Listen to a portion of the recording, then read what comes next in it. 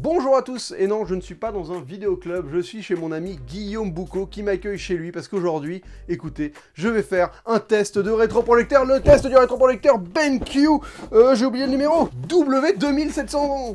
C'est ça, hein? Le BenQ W2700, donc je vais faire un petit unpacking, et après, avec Guillaume, on va discuter de tout ça, on va le tester, parce que lui, il a plein de UHD 4K, c'est un projecteur 4K, voilà, donc évidemment, BenQ m'a envoyé ce rétroprojecteur pour que je le teste, donc c'est pas une vidéo sponsorisée, mais plus ou moins, mais je vais vraiment faire un test honnête et sincère, et le fait que Guillaume soit avec moi, ça va vraiment apporter beaucoup à ce test, parce qu'il s'y connaît beaucoup mieux que moi en qualité d'image et en rendu sur un écran. Donc voilà. Avant de continuer, je vous invite vraiment à aller vous abonner à l'Instagram de Guillaume Boucaud, le lien est dans la description. Il se balade dans Paris, il prend plein de photos, et franchement, il devient de plus en plus talentueux, il a du matos de plus en plus performant, donc ça vaut vraiment la peine d'aller checker son Instagram. Pour tester le rétroprojecteur, nous allons parler de plusieurs films, on va tester différents registres de couleurs, on va tester une... Ah, c'est quoi ça déjà? C'est une restauration. On va donc tester une restauration 4K avec Impitoyable. Ça, c'est une sortie 4K? C'est une sortie 4K basée sur un master 4K. C'est ça, ouais. Un UHD basé sur un master 4K, donc en 4K, le Chant du Loup, qui vient à peine de sortir. Et un peu de noir et blanc avec le UHD 4K de la liste de Schindler. Voilà, on va voir comment la petite fille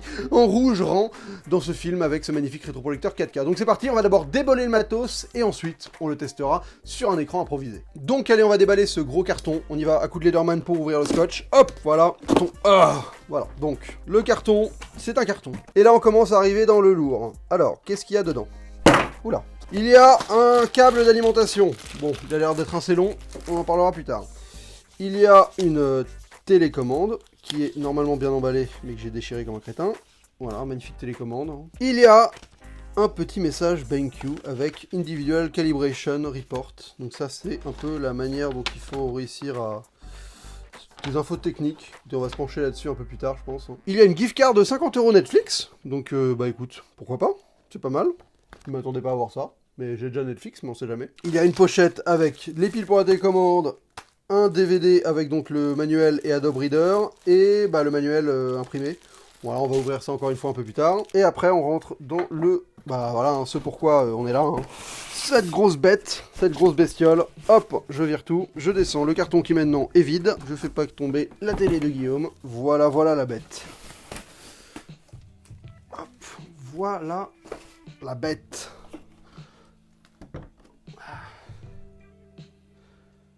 Ok, donc sur le design à première vue, je trouve qu'il est quand même assez joli, c'est un bel objet. Hein. Donc toutes les connectiques sont à l'arrière, comme vous pouvez voir, là il y a vraiment toute la panoplie. On a donc l'alimentation... Oh putain, ça c'est un vieux cas, ça c'est une vieille sortie ça. Hein. C'est quoi ça déjà? Une sortie pour ordi là? VGA quoi, quasiment. Voilà, donc il y a du USB...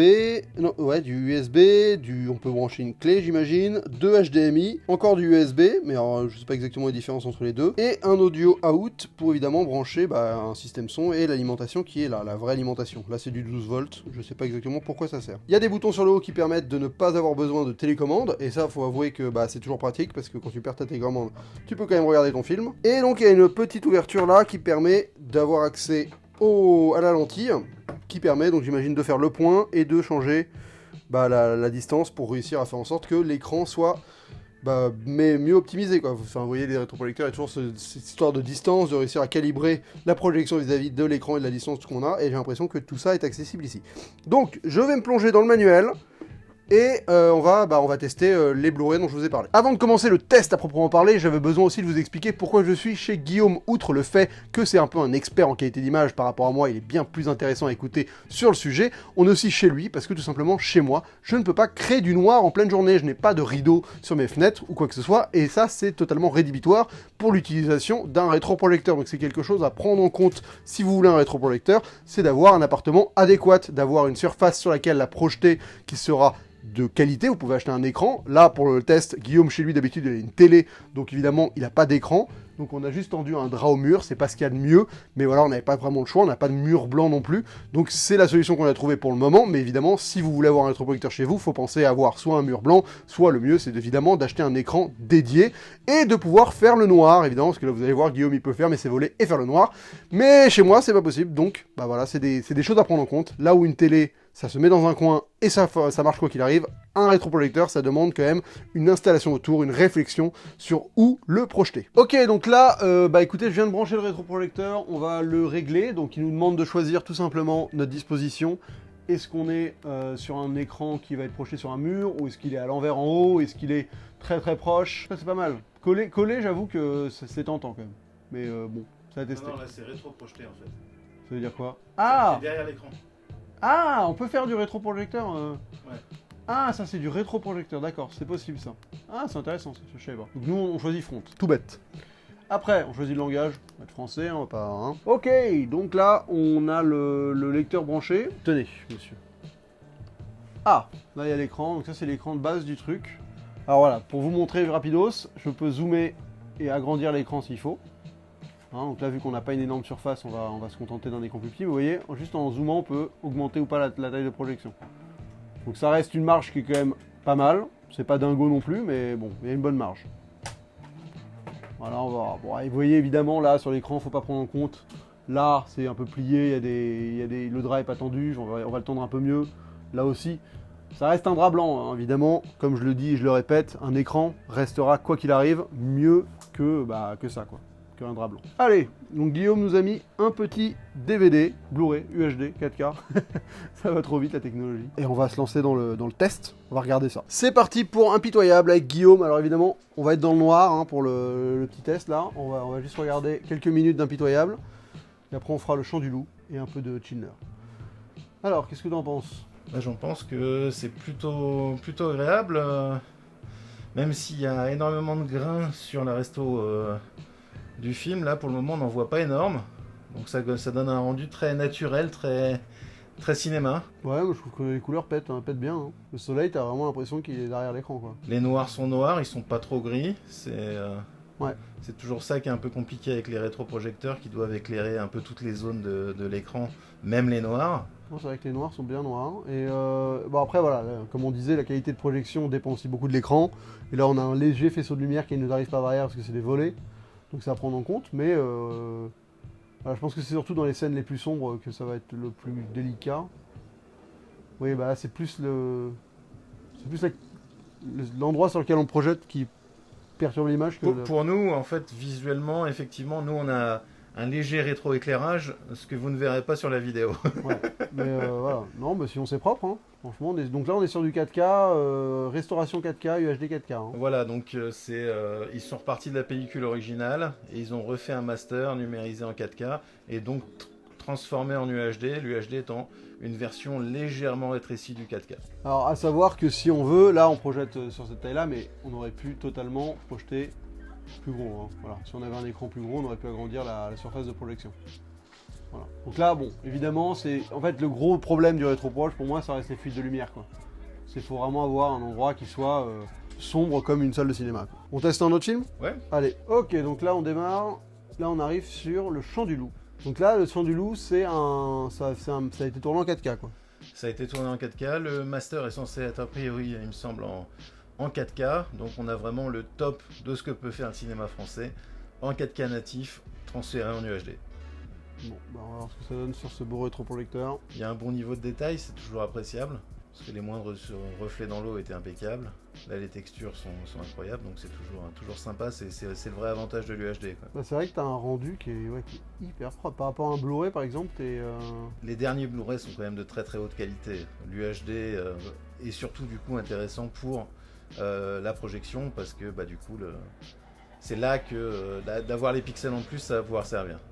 Ouais, ça, c'est-à-dire que si tu veux diffuser sur une énorme surface... Voilà, parce que sinon, tu as grossi les pixels, donc forcément, bah, quand tu en as 4 fois plus, c'est toujours intéressant de...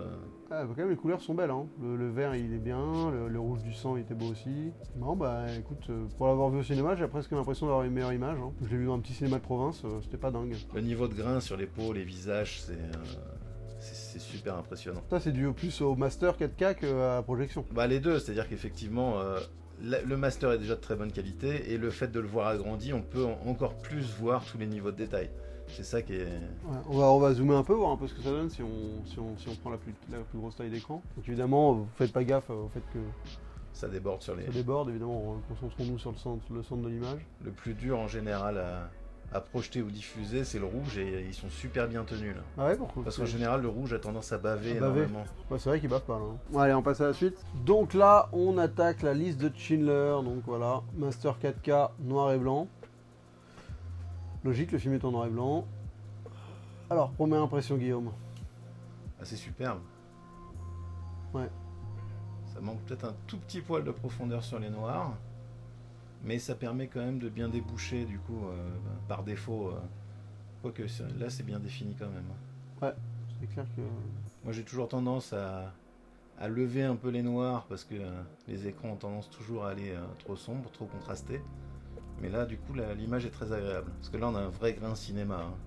Ouais. Là on retrouve vraiment C'est ça, la projo quoi. T'as l'impression d'être au cinoche quoi. Ouais. Ça donne moins cette impression sur des films shootés en numérique, mais sur des films shootés en péloche avec le grain qui ressort, c'est vraiment impressionnant.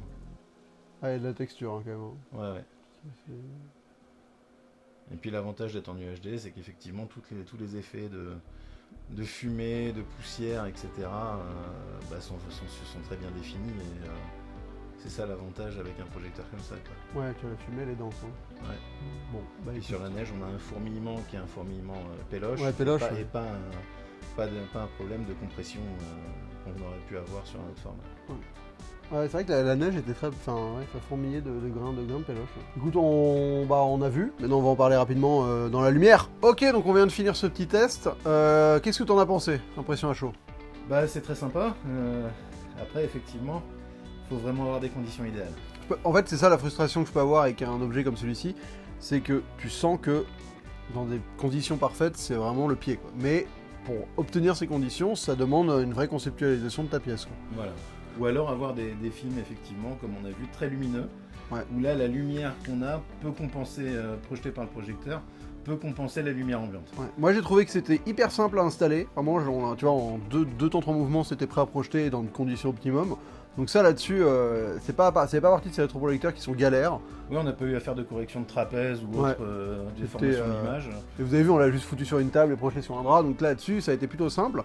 Ça, pour le coup, je lui envoie du mérite là-dessus, parce que j'ai connu des rétroprojecteurs bien plus capricieux et compliqués. Après, voilà, il y a quand même...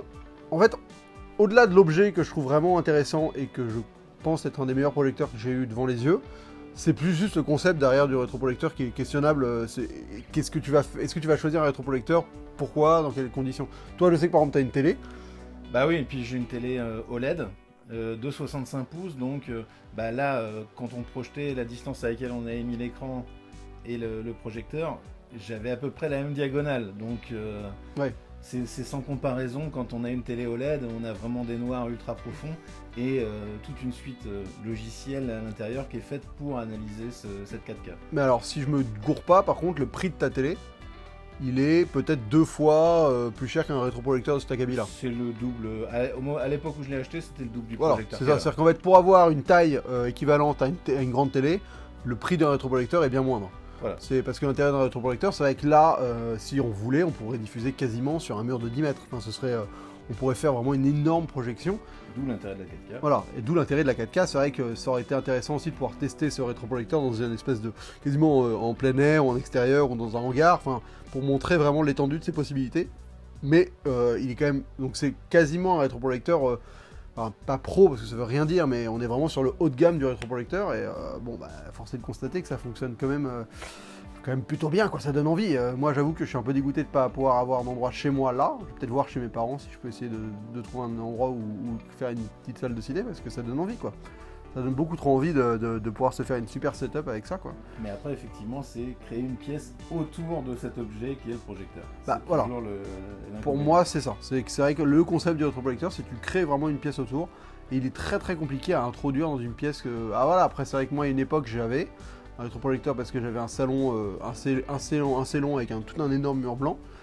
Mais j'avais pas fait les démarches pour créer vraiment tout l'appareillage autour pour faire. Donc c'était toujours un peu galère, il fallait que je le sorte, que je le mette sur des caisses, que je le pose. Enfin, il y avait toute une espèce de schmilblick qui pour moi était un peu laborieux au final. C'est-à-dire que tu ne mettais pas un film en deux temps 3 mouvements, ce qui peut être un peu chiant. Mais si on a une setup avec, franchement ça en vaut du steak. Hein. J'avais juste un petit bémol, mais après ça tient aussi aux conditions dans lesquelles on a utilisé le projecteur aujourd'hui, parce qu'on a très peu d'air, il fait très très chaud, et du coup le projecteur chauffe très très fort et le ventilateur s'entend un peu. Oui, ah, ça aussi, c'est vraiment un vrai truc, c'est le son. En fait, le gros, pour moi, le défaut aussi d'un rétroprojecteur, c'est le principe qu'il est derrière toi. Enfin, il peut être devant, mais c'est de la rétro. Enfin, bref. Non, majoritairement, il va être derrière les gens qui regardent, ou en tout cas à leur niveau. Et donc, toutes les connectiques doivent partir de là, quoi. Donc, le son, par exemple, il faut vraiment prendre conscience que faut réussir à câbler tout un espace sonore autour. C'est pas comme une télé où il suffit d'avoir des enceintes à côté de la télé qui vont projeter vers nous. Là, tout le son vient de derrière. Le son natif du rétroprojecteur, honnêtement, c'est gâcher un film, d'écouter un film juste avec le son qui sort du rétro. Le peu qu'on l'a eu, le son était quand même correct et plutôt puissant. Oui, c'est vrai. Non, mais on peut lui accorder ça, mais c'est vrai que moi, il y a cette espèce de son de ventilateur qui est mixé qui pose un peu problème. C'est ça après, le problème, c'est du coup, c'est un ventilateur qui est bien, mais à mon avis, qui est à l'idéal sur une position fixée au plafond pour pas être juste derrière les oreilles des spectateurs. Ouais. Donc ce qui se fait dans le domaine, c'est quasiment le NEC plus ultra, quoi, pour un prix qui est pas aberrant. Je crois que c'est 1006. Bon, 1006 ou 1007, je ouais, crois. voilà, donc c'est quand même bon, c'est pas du tout donné, mais pour pouvoir projeter dans des conditions dans lesquelles ça projette, ouais, je trouve ça plutôt, enfin voilà, c'est un investissement, mais à la fois, je pense que pour le même prix en télé, on n'a pas grand-chose d'aussi gros. En tout cas. Non. Voilà, c'est sûr. Après, faut savoir vers quoi tu t'orientes, quoi. Un rétroprojecteur, c'est quelque chose qui va te demander une conception autour du truc, quoi. Et au niveau de l'image, écoute, on a fait plusieurs tests, tout était... Enfin, il y avait vraiment ce rendu cinéma sur les restaurations. Ouais. Donc ça, c'est quand même... C'est surtout ça l'avantage. C'est quand on projette, on a envie de retrouver le feeling cinéma. Donc pour moi, ce sera jamais l'intérêt, ce sera jamais de regarder les derniers Transformers, quoique ils sont shootés en IMAX péloche pour certains. Mais le but, c'est de retrouver ce feeling pellicule et ce sentiment d'avoir une image projetée. Du coup, on retrouve cette sensation cinéma qu'on n'aura pas si on mate quelque chose qui a été shooté en numérique. Ouais, mais là, je trouve que sur la liste de Schindler, vraiment le plan sur la neige, où tu avais ces grains de pellicule et tout, c'était vraiment intéressant, quoi. Et après, on a eu la chance parce que tu avais des très bons UHD 4K, un très très bon lecteur. Donc là, on était un très bon câble HDMI. Donc on était sur un ensemble de matériel qui faisait qu'on limite on rendait pas assez hommage à ce qu'on projetait à cause du mur sur lequel on a projeté qui n'était pas de si bonne qualité. Mais voilà, c'est une addition de sources qualitatives qui font une expérience totale, quoi. C'est vrai que là, on était ça donne envie d'avoir ça chez soi quand même. Donc je sais pas si tu as un dernier truc à ajouter. Juste peut-être une précision, puisqu'on entend beaucoup parler en termes vidéo UHD des différents formats. Le Projo ne gère pas le Dolby Vision, qui est le dernier format à la mode, mais qui est utilisé que par certains fabricants de disques. Mais du coup, tous les disques sont compatibles et remettent le format en HDR, donc il y a quand même une bonne gestion des contrastes, mais qui n'est pas au niveau de ce que pourrait donner au maximum un disque. Il y a vraiment 3 points qui sont mis en avant sur ce rétroprojecteur, c'est le fait que ce soit 4K, c'est l'HDR et la color technologie. Cinématique color. La cinématique color, voilà. Donc réellement, je pourrais pas expliquer ce que chacun des trucs veut vraiment dire, mais il faut avouer que les couleurs rendaient très bien, Oui. que la 4K, théoriquement, c'était de la 4K pure. Et puis, moi, j'ai l'habitude aussi de regarder sur un écran OLED en UHD. Effectivement, les couleurs sont vraiment pas loin d'être semblables. Il y a forcément plus de contraste sur un écran OLED, mais le rendu couleur est plutôt appréciable. C'est sans doute dû effectivement à leur processeur à rajouter par-dessus. C'est important de le mentionner parce que ça fait partie des spécificités techniques de ce rétroprojecteur. Donc écoutez, je crois que c'est tout pour ce test. C'est une vidéo que j'ai pas l'habitude de faire, c'est mon premier test d'appareil audiovisuel. Voilà, je l'ai fait à ma manière, dans des conditions qui sont proches de ce que des gens pourraient faire chez eux. J'avais pas le moyen de faire vraiment mieux, mais c'est aussi une manière de tester un rétroprojecteur. Je ne sais pas si ça vous a plu, en tout cas j'ai essayé d'être le plus honnête possible, malgré le fait que j'ai été contacté par BenQ, j'ai pas le côté vraiment je dois dire du bien parce que j'ai trouvé ça génial, non, faut avouer, c'est un super beau produit, après c'est la manière dont tu vas l'utiliser qui va réussir à le mettre en valeur ou pas, mais objectivement le produit il est proche d'être parfait, quoi. Enfin, c'est vraiment très bien foutu. Voilà, donc Guillaume, un petit mot pour la fin. J'étais content de tester ça parce que je me posais effectivement la question depuis longtemps de est-ce qu'il fallait que je passe à un vidéoprojecteur, et c'est une approche intéressante et je suis peut-être tenté, il faudra que je vois exactement comment surtout je peux avoir des bonnes conditions pour mettre ça dans mon appartement qui est déjà bien rempli. Ouais. Allez, les volets roulants. Je crois que les volets roulants, c'est la solution à tout. Non, c'est vraiment... En fait, c'est ce côté noir qui est important. C'est le fait de réussir à créer du noir partout qui fait que tu vas pouvoir kiffer vraiment la projection. Là où une télé, bon bah même en plein jour, tu peux t'autoriser à regarder un film, c'est pas... À part si c'est un reflet sur l'écran, c'est pas trop dérangeant. Je trouve que le rétroprojecteur, ça pardonne beaucoup moins. Mais donc voilà, j'espère qu'on vous aura donné une petite idée de ce rétroproje. Ça m'a fait très plaisir de pouvoir vous le présenter. Merci à BenQ d'avoir donc pensé à moi pour participer à cet événement promotionnel. Maintenant, bah voilà, si vous voulez avoir un test, vous avez eu un test de ce rétroprojecteur, si vous aviez des doutes, l'envie, le besoin d'en savoir plus et de vous demander si vous achetez un rétroprojecteur ou pas, vous avez mon avis et celui de Guillaume sur le BenQ W2700. Voilà, bah il y a plein d'autres vidéastes qui ont fait des vidéos dessus, donc vous pouvez aussi aller voir celle des copains pour voir ce qu'ils ont à dire sur le produit. Merci beaucoup d'avoir regardé cette vidéo jusqu'au bout. Vous pouvez suivre Guillaume sur Instagram, je l'ai dit au début, mais je le rappelle, hein, tu fais beaucoup de photos. Oui, principalement. Oui. Hein, c'est mieux sur Instagram. Non mais voilà, je trouve que tu proposes beaucoup de choses intéressantes. J'adore regarder ton fil d'actualité Instagram. Donc n'hésitez pas à les faire de même. Franchement, ça vaut le coup. Merci. Il est en pleine expérimentation. On sent que c'est quelqu'un qui s'épanouit dans la photo un peu. Ça fait plaisir. Et on se retrouve très vite pour d'autres vidéos. Merci beaucoup d'avoir suivi ça jusqu'au bout. Elle était peut-être un peu longue et exhaustive, mais c'est comme ça que je fais. Et on se retrouve très vite pour une prochaine. Et d'ici là, bonne toile!